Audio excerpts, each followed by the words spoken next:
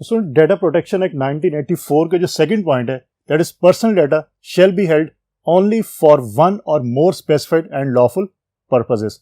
Students again कि जो भी कंपनी आपका पर्सनल डाटा अपने पास सेव करती है वो उस डाटा को किसी भी स्पेसिफाइड जो पर्पस होगा उसी के लिए यूज करे, वो किसी और पर्पस के लिए यूज ना करे। और स्टूडेंट ये भी बात इसके अंदर शामिल होती है कि जो जिस पर्पस के लिए वो यूज कर रहा है डाटा, उस पर्पस का जिस पर्सन का वो डाटा है उसको पता होना चाहिए कि किस पर्पस के लिए इसको यूज किया जा रहा है। स्टूडेंट्स की सिंपल एग्जांपल लेते हैं, आप अगर किसी बैंक का क्रेडिट कार्ड बनवाते हैं तो स्टूडेंट्स आपको एक फॉर्म दिया जाता है, आप उस फॉर्म को फिल करते हैं और उसके साथ फिर उस एंड पे रूल्स एंड रेगुलेशन मेंशन होते हैं और फिर आप उस पर सिग्नेचर करते हैं कि मैं इसको फॉलो करता हूँ। अब स्टूडेंट्स उसके अंदर क्या लिखा होता है, उसके अंदर ये मेंशन होता है कि आपकी ये जो इन्फॉर्मेशन है ये बैंक के क्रेडिट कार्ड बनाने के लिए सिर्फ यूज होगी और किसी काम के लिए इसको यूज नहीं किया जा सकता। अगर बैंक उस इन्फॉर्मेशन को क्रेडिट कार्ड बनाने के अलावा किसी और जगह पे भी यूज करता है तो फिर जो वो आपका जो क्राइम वो जो बैंक है वो क्राइम करेगा और आप उस पर जो भी कोई भी आप उस पर एक्ट लागू करके उसको जो है वो आप पनिशमेंट दिलवा सकते हैं। तो स्टूडेंट्स इस तरह personal data shall be held only for one or more specified and lawful purposes. Number 3, personal data shall not be disclosed in any manner. Students again जिस कंपनी के पास जो भी डाटा मौजूद है उस डाटा को वो किसी भी इंडिविजुअल को या किसी भी और कंपनी को नहीं दे सकते जब तक कि उस स्पेसिफिक कस्टमर या उस स्पेसिफिक पर्सन की इजाज़त ना हो। इसका ये मतलब है कि जो भी कंपनीज मीन आपकी मोबाइल कंपनीज हैं, आपके जो बैंक्स हैं और भी जो कंपनीज हैं, अगर उनके पास आपका डाटा मौजूद है तो वो किसी भी सूरत में वो डाटा जो किसी और कंपनी के साथ शेयर नहीं कर सकती और ना ही वो किसी इंडिविजुअल को आपका डाटा दे सकते हैं। Data shall be educate, relevant and not excessive in relation to that purpose. Students basically अगर किसी पर्पस के लिए डाटा को आपके यूज किया जा रहा है तो वो पर्पस रेलिवेंट होना चाहिए, ऐसा नहीं कि वो रेलिवेंट पर्पस नहीं है और उस डाटा को यूज कर लिया जाए। Data shall be accurate where necessary, kept up to date. और स्टूडेंट्स हमेशा जो भी कंपनीज आपका डाटा सेव करती हैं वो एक्यूरेट डाटा सेव करें और अगर उसको अपडेट करना है तो अपडेट कर सकें उसको, वो भी कंसर्न के साथ कि अगर आप कोई कस्टमर या जो भी पर्सन है वो अपना डाटा अपडेट करवाना चाहे तो मीन फॉर एग्जांपल कई दफ़ा ये होता है कि आपका एड्रेस या फ़ोन नंबर अपडेट होता है तो आप उस कंपनी में एप्लीकेशन देके तो उसको अपडेट करवा सकते हैं। तो इन्फॉर्मेशन बेसिकली एक्यूरेट होनी चाहिए, ऐसा नहीं कि कंपनी अपनी जो इन्फॉर्मेशन कंपनी के पास मौजूद है किसी पर्सन की उसमें वो खुद से चेंज कर ले तो वो इनएक्यूरेट इन्फॉर्मेशन होगी। Data shall not be kept for longer than is necessary. Student this is very very important point कि data shall not be kept for longer than is necessary, कि जब तक डाटा की जरूरत है तब तक वो कंपनी उस डाटा को अपने पास रखे, जब उसको जरूरत नहीं है वो उस डाटा को अपने पास से डिलीट कर दे। स्टूडेंट सिंपल इसकी एग्जांपल्स ये, फॉर एग्जांपल आप किसी बैंक पे आपने अकाउंट खुलवाया लेकिन 1 साल के बाद आपने वो अकाउंट क्लोज करवा दिया। अब स्टूडेंट्स बैंक के पास आपकी जो इन्फॉर्मेशन है, बैंक को ये चाहिए कि वो आपकी तमाम इन्फॉर्मेशन को डिलीट कर दे क्योंकि आपने अकाउंट क्लोज करवा दिया।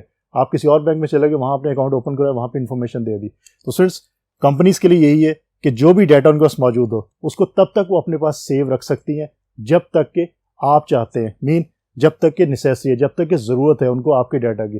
अदरवाइज अगर आप उस कंपनी से जो अपना इंटरेक्शन जो ख़त्म कर देते हैं तो इसका मतलब है कि आपका डाटा उस कंपनी से वो डिलीट हो जाना चाहिए। An individual should be allowed at reasonable intervals without expense and delay to have access to his her data. Students again एक और राइट है जो पर्सनल डाटा के पॉइंट ऑफ व्यू से हर पर्सन का है कि किसी भी कंपनी के अंदर जो उसका पर्सनल डाटा मौजूद है अगर, तो उसके पास राइट है कि वो उस डाटा को किसी भी टाइम पे जो वो देख सकता है, चेक कर सकता है, अपडेट भी करवा सकता है।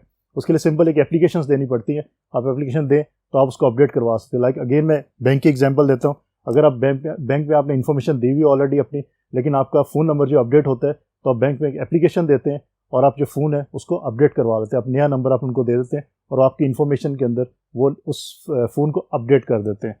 तो जो भी डाटा आपका किसी भी कंपनी के अंदर मौजूद है उस पर आपको एक्सेस जो है वो हर वक्त होती है, आप उसको एक्सेस कर सकते हैं, आप उसको चेक कर सकते हैं, ये राइट है आपका।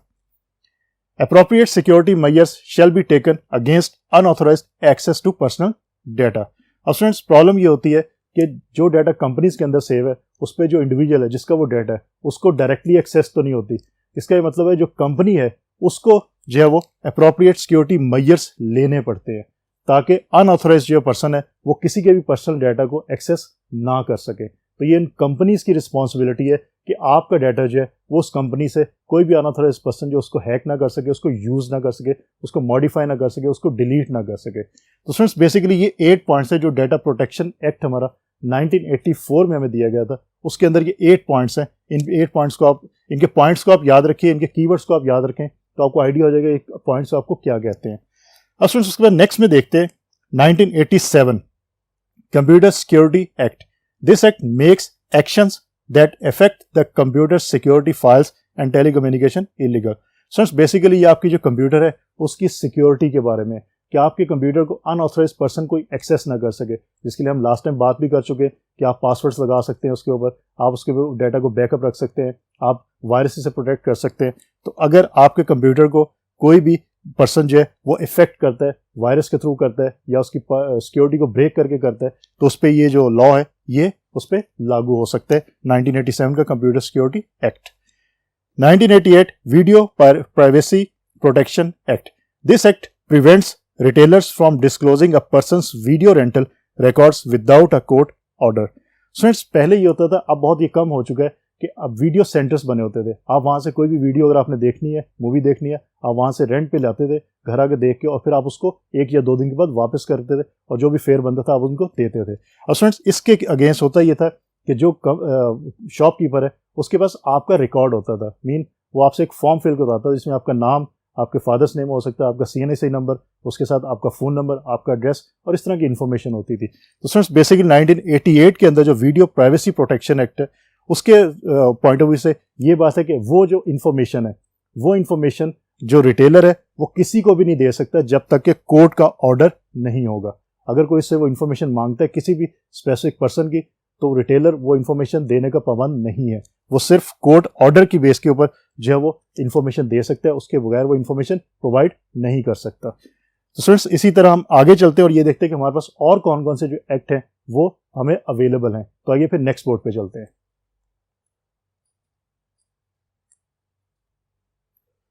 So 1988 Matching and Privacy Protection Act. It prevents the government from comparing certain records in an attempt to find a match. Friends, इसके अंदर ये हो सकता है कि पॉसिबिलिटी है कि अगर किसी ने कोई क्राइम किया है और गवर्नमेंट ये चेक करना चाहती है, और गवर्नमेंट के उसकी पिक्चर मौजूद है, वो ये चेक करना चाहते हैं कि ये किस पर्सन ने किया, उसका कंप्लीट डाटा चाहते हैं, तो उनके पास जो रिकॉर्ड होगा, लाइक अगर नादरा का रिकॉर्ड उनके पास मौजूद है तो नादरा के रिकॉर्ड में वो स्पेसिफिक पिक्चर जो है उसको ऐड करेंगे और मैच करेंगे कि किसके रिकॉर्ड के साथ ये पिक्चर मैच करती है, और जिसके साथ मैच करेगी उस पर्सन को जो है वो पनिशमेंट फिर मिल सकती है। इस एक्ट के अंदर ये बताया गया था, it prevents the government from comparing certain records in an attempt to find a match. Friends इसमें है कि स्पेसिफिकली अगर 100% श्योरिटी हो कि इसी पर्सन ने क्राइम किया है तो फिर ये पॉसिबिलिटी है कि उसको मैच किया जा सकता है, अदरवाइज जो है प्रिवेंट किया गया था कि गवर्नमेंट इस तरह मैचिंग नहीं कर सकती। तो ये आपका 1988 के अंदर matching and privacy protection act आया था। उसके बाद 1990 के अंदर कंप्यूटर मिसयूज एक्ट। फ्रेंड्स ये again one of the important act है जो अब भी इस पे काम हो रहा है। This act was passed to deal with the problem of hacking of computers. Friends जो कंप्यूटर के अंदर सबसे जो बड़ा इशू है वो हैकिंग का ही है कि आपके कंप्यूटर से आपका डाटा जो है वो हैक कर लिया जाता है, आपके डाटा को कोई और यूज़ कर लेता है। तो बेसिकली कंप्यूटर मिसयूज एक्ट जो है वो बेसिकली इसी से रिलेटेड है कि आपके कंप्यूटर के अंदर अगर आपके कंप्यूटर के से अगर हैकिंग होती है, बिना आपके कंप्यूटर का डाटा अगर कोई अनऑथराइज पर्सन जो है उसको हैक कर लेता है, उसको यूज़ कर लेता है, तो ये आपका जो एक्ट है ये उससे प्रिवेंट करता है। तो इसके अंदर हमारे पास बेसिकली थ्री की ऑफेंसेस मौजूद हैं इससे related. First one is unauthorise access to computer material, कि अनऑथराइज एक्सेस जो है वो कंप्यूटर मटेरियल को नहीं की जा सकती। जो पर्सन ऑथराइज है सिर्फ वही स्पेसिफिक कंप्यूटर के अंदर जो भी डाटा मौजूद है उसको एक्सेस कर सकता है, कोई अनऑथराइज पर्सन उसको एक्सेस नहीं कर सकता। अगर करेगा तो वो क्राइम कहलाएगा। Unauthorise access with intent to facilitate of offences. Sir इसके अंदर ये है क्योंकि स्पेसिफिक पर्सन खुद से नहीं करे लेकिन किसी को क्या करे, वो फैसिलिटेट करे कि वो इंफॉर्मेशन को एक्सेस कर सके, तो ये भी क्राइम के अंदर आता है कि आप किसी को फैसिलिटेट करें, किसी को आप ये प्रोवाइड करें, फैसिलिटी प्रोवाइड करें तो किसी और के कंप्यूटर को हैक कर सके। Unauthorised modification of computer material, access करने के अलावा अगर आप डाटा को, किसी के भी कंप्यूटर के डाटा को अगर मॉडिफाई कर देते हैं अनऑथराइजली, कि आप ऑथराइज अगर नहीं है उस काम के, तो ये भी आपके जो वो क्राइम के अंदर आएगा। सो उसके बाद 1998 के अंदर डाटा प्रोटेक्शन एक्ट। स्टूडेंट्स अभी 1984 में भी हमने देखा कि डाटा प्रोटेक्शन एक्ट था, ये बेसिकली उसका नेक्स्ट वर्जन है जो 1998 के अंदर आया था, data protection act. This act applies to computerised personal data. जो हमने 8 पॉइंट पढ़े थे ये उसी से बेसिकली रिलेटेड है कि जो कंप्यूटराइज्ड पर्सनल डाटा है उससे रिलेटेड है। उसके बाद personal data held in structure manual files. तो बेसिकली 1998 के अंदर जो डाटा प्रोटेक्शन एक्ट था ये रिलेट कर रहा है आपका जो 1984 के अंदर डाटा प्रोटेक्शन एक्ट आया था, ये उसी का एडवांस वर्जन है। तो इसके अंदर आप कंप्यूटराइज्ड पर्सनल डाटा उसकी सिक्योरिटी की बात करते हैं कि उसको कोई अनऑथराइज्ड पर्सन एक्सेस ना कर सके, और इसी तरह पर्सनल डाटा इससे रिलेटेड जो फाइल्स होती हैं मैनुअल फाइल्स उनको भी अनऑथराइज्ड पर्सन जो है एक्सेस ना कर सके। अब फ्रेंड्स उसके बाद एक और इंपॉर्टेंट हम लॉ देखते हैं, that is the copyright act. Software piracy is believed to be punishable crime involving huge amount of penalties. Students basically copyright act होता क्या है? स्टूडेंट्स कॉपीराइट एक्ट में आपको थोड़ा सा बताया था, सॉफ्टवेयर पॉइंट से हम बात करते हैं कि अगर एक कंपनी है उसने क्या किया, उसने एक सॉफ्टवेयर डिजाइन किया है, किसी के वो एप्लीकेशन सॉफ्टवेयर भी हो सकता है, वो आपका ऑपरेटिंग सिस्टम भी हो सकता है, या कोई भी सिस्टम सॉफ्टवेयर हो सकता है। अगर एक कंपनी एक सॉफ्टवेयर डिजाइन करती है, उसने उस सॉफ्टवेयर को रजिस्टर करवा लिया कि वो सिर्फ वही कंपनी उस सॉफ्टवेयर को जो सेल कर सकती है, कोई और कंपनी उस सॉफ्टवेयर को सेल नहीं कर सकती। वो जिसने सॉफ्टवेयर बनाया, जिसने रजिस्टर करवाया, वो कंपनी किसी को भी वो सॉफ्टवेयर जो वो बेच सकती है, और लेकिन कोई और कंपनी जो है उस सॉफ्टवेयर को यूज नहीं कर सकती जब तक जिस कंपनी ने सॉफ्टवेयर बनाया है वो कंपनी उसको राइट्स नहीं देती। तो बेसिकली कॉपीराइट का यही मतलब है कि जिस कंपनी ने वो स्पेसिफिक सॉफ्टवेयर बनाया है वो कॉपीराइट उसके नाम हो जाते हैं, मीन वो सॉफ्टवेयर के कॉपीराइट एक्ट्स जो है वो उसके नाम हो जाते हैं। वो कंपनी जिसको चाहे वो राइट्स दे, जिसको चाहे वो राइट ना दे। और जब भी अगर हमने उस सॉफ्टवेयर को यूज करना है तो हमें वो सॉफ्टवेयर परचेज करना पड़ेगा, और उसके साथ हम फिर उसका लाइसेंस भी परचेज करेंगे। सो लाइसेंस परचेज करने के लिए हमारे पास की होती है, जब भी हम सॉफ्टवेयर रन करते हैं तो वो आपसे की मांगता है, आप उसके अंदर जब की देते हैं तो इसका मतलब है कि आप लाइसेंस सॉफ्टवेयर को यूज करें। अगर आपसे वो की नहीं मांगता इसका मतलब है कि आप पायरेटेड सॉफ्टवेयर को यूज करें। तो this is called software piracy, और software piracy is believe to be punishable crime involving huge amount of penalties. Software piracy एक बहुत बड़ा क्राइम है, काफ़ी जो दुनिया के कंट्रीज है वहाँ पे ये इस पे बहुत ज़्यादा जो है वो इम्फेसिस किया जाता है, और अगर सॉफ्टवेयर पायरेसी पे कोई पर्सन पकड़ा जाए तो उस पर ह्यूज पेनल्टीज जो है वो लागू होती है। The principal law governing software piracy is the copyright act 1976, और उसमें कुछ अमेंडमेंट्स की गई थी जो 1983 के अंदर की गई थी। अब फ्रेंड्स ये बात याद रखिएगा कि कॉपीराइट एक्ट होता क्या है, ये चीज़ आपको याद रखनी पड़ेगी कि कॉपीराइट होता है कि आप लाइसेंस सॉफ्टवेयर को अगर यूज़ नहीं करते तो वो सॉफ्टवेयर पायरेसी कहलाते हैं, या उसको हम कहते हैं पायरेटेड सॉफ्टवेयर। उसको हम जब यूज़ करते हैं तो इसका ये मतलब है कि आपने वो लाइसेंस परचेज नहीं किया, आपने जिस कंपनी ने वो सॉफ्टवेयर बनाया है आपने उसको पेमेंट नहीं की। तो स्टूडेंट बेसिकली वजह इसकी ये होती है कि जिस कंपनी ने कोई सॉफ्टवेयर बनाया उस सॉफ्टवेयर को बनाने में उसके रिसोर्सेज वेस्ट हुए, उसका टाइम लगा है, उसकी कॉस्ट लगी है, तो वो कॉस्ट, रिसोर्सेज और टाइम की कीमत जो है वो लाजमी लेना चाहेगा, इसलिए वो अपने सॉफ्टवेयर को रजिस्टर करवाते हैं, और जब भी किसी को उन्होंने सेल करना हो तो उसको फिर लाइसेंस देते हैं कि आप इसको यूज कर सकते हैं। That's why copyright act is very very important, लेकिन अनफॉर्चुनेटली बहुत सारे दुनिया की कंट्रीज़ के अंदर इस पर ज़्यादा इम्फेसिस नहीं किया जाता, लेकिन कुछ कंट्रीज़ ऐसे भी हैं जहाँ बहुत ज़्यादा इम्फेसिस किया जाता है, और वहाँ पे अगर सॉफ्टवेयर पायरेसी की जाए तो ह्यूज पेनल्टीज जो है उन पर लागू हो सकती है। तो फ्रेंड्स बेसिकली आज का जो हमारा लेक्चर था उस लेक्चर में हमने ये देखा कि अगर हम डाटा को सिक्योर भी कर लेते हैं, हमने डाटा सिक्योरिटी वायलेशंस भी देखी प्रीवियस लेक्चर्स के अंदर, उसके साथ साथ हमने ये देखा कि वायरसेस अटैक करते हैं अपने कंप्यूटर के ऊपर और कंप्यूटर की सिक्योरिटी जो वो ब्रेक हो जाती है। आज हमने ये देखा लेक्चर के अंदर कि हमारे पास कौन कौन से एक्ट्स मौजूद हैं गवर्नमेंट की तरफ से कि जिनको हम यूज़ करते हुए अपने डाटा को प्रोटेक्ट कर सकते हैं।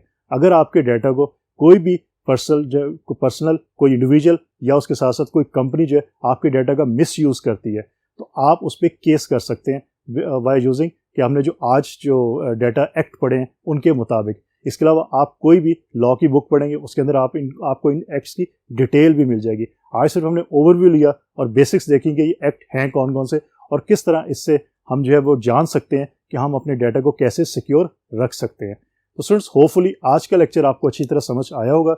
इंशाल्लाह अगली दफ़ा नए लेक्चर के साथ दोबारा मुलाकात होगी, तब तक के लिए अल्लाह हाफिज़।